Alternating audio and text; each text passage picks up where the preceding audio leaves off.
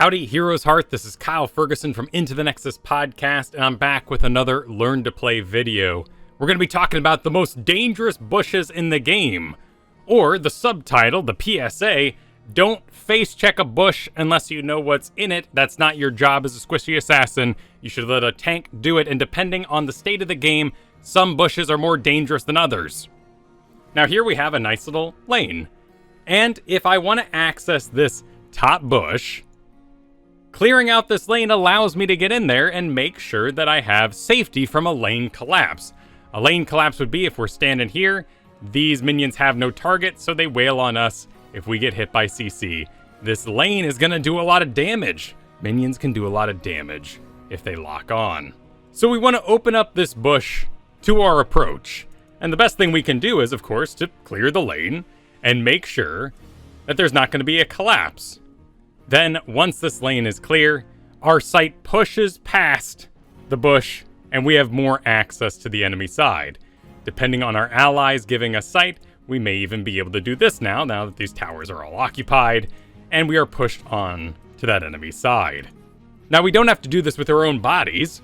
We can take a Mech camp and get that to push the lane for us.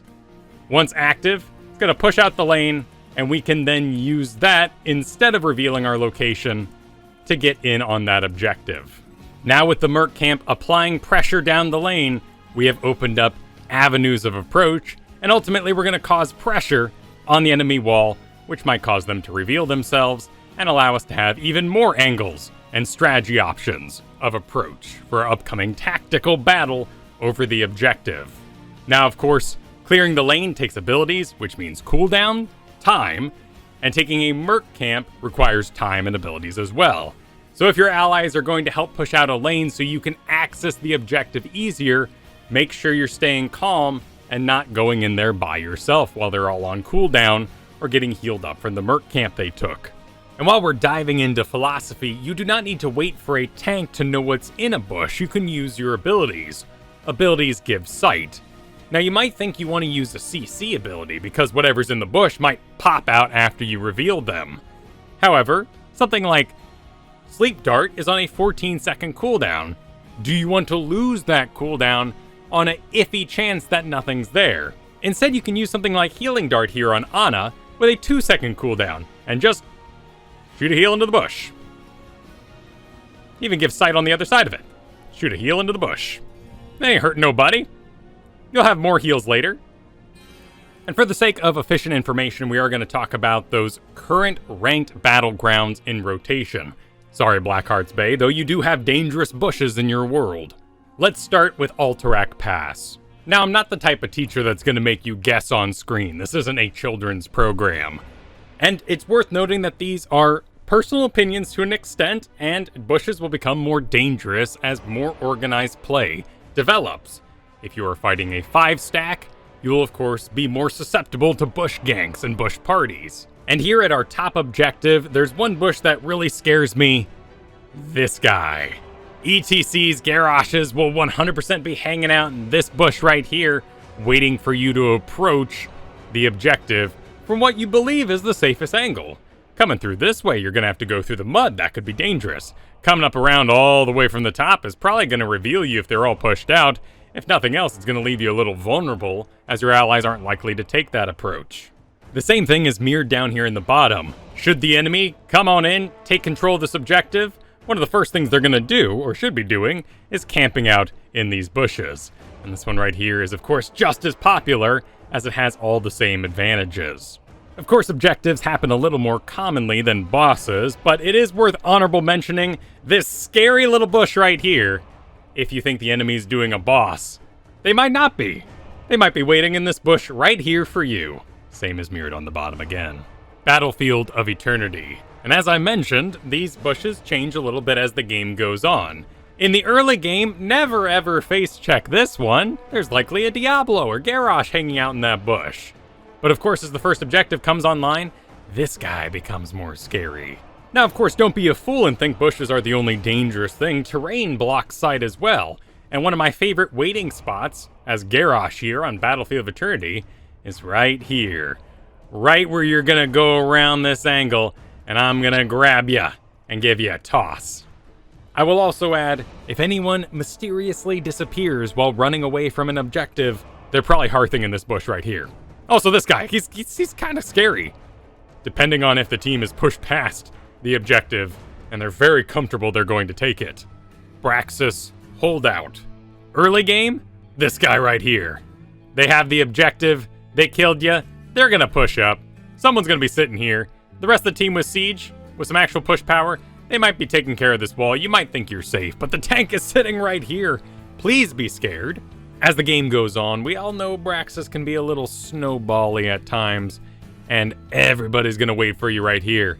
Cursed Hollow. And you know, this map isn't actually too bad.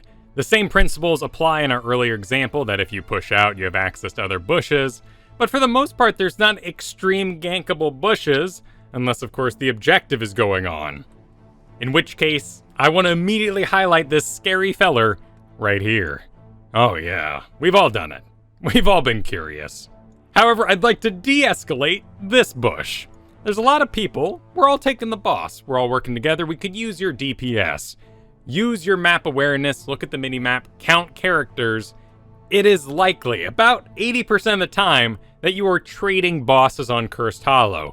There's no reason for Greymane to be running in and out of this bush, seeing if someone's on their way.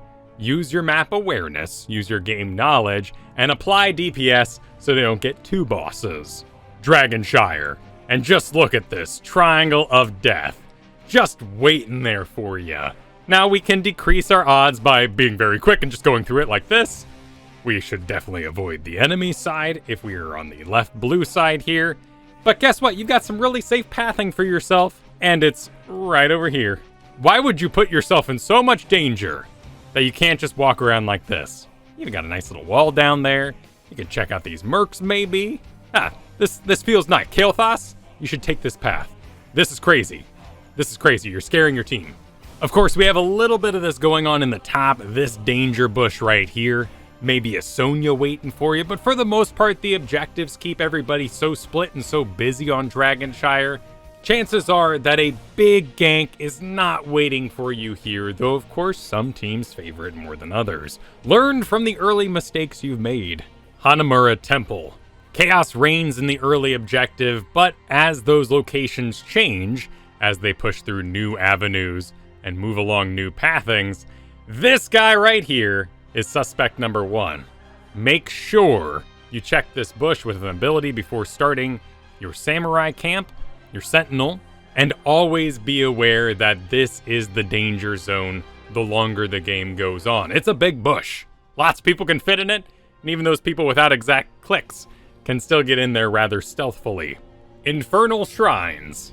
Map control is king here to make sure you can complete your rotations and get to the objective safely. While doing early game rotations, these two guys right here are absolutely dangerous.